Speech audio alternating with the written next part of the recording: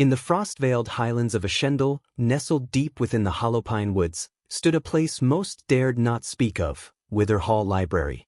Built of dark stone and crooked spires, it seemed less a sanctuary of learning and more a tomb for forgotten knowledge.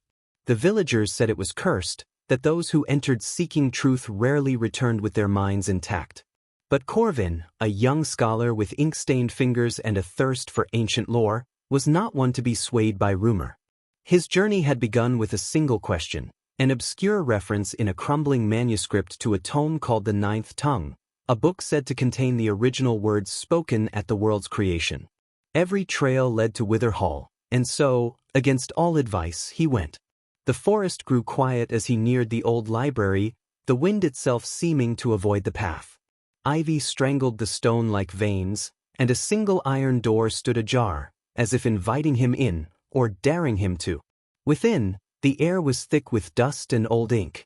Endless shelves stretched into darkness, some stacked so high they vanished into shadow.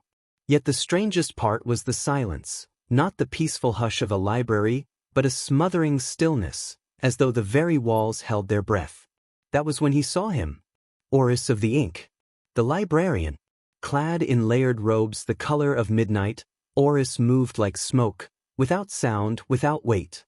His face was hidden beneath a hood, but where his eyes should have been, faint rivulets of ink dripped, trailing down his pale cheeks like tears that stained the floor.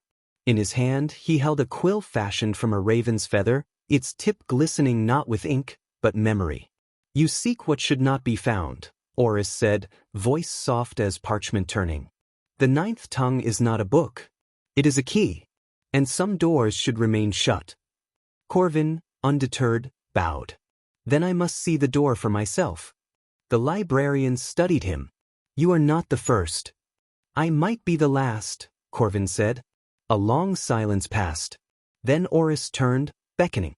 Down they walked, past alcoves of murmuring scrolls, past shelves lined with books bound in strange hides.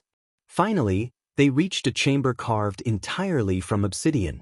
In its center sat a pedestal, and upon it, a book bound in shimmering silver thread. The moment Corvin opened it, he saw not words, but visions. Worlds being born from syllables. Mountains raised by whispers. Oceans parted by breath. He read. And as he read, the ink from the pages bled into his veins, snaking up his arms and into his mind. He felt his own name vanish from memory, replaced by ancient truths that bent time like parchment in flame. And when he looked up, Oris was gone. Only now, Corvin understood. Oris had not been the first librarian. Only the last. Until now. He felt the ink upon his skin, ever flowing. The library whispered to him. Shelves rearranged themselves at his command. Forgotten languages spilled from his tongue in dreams.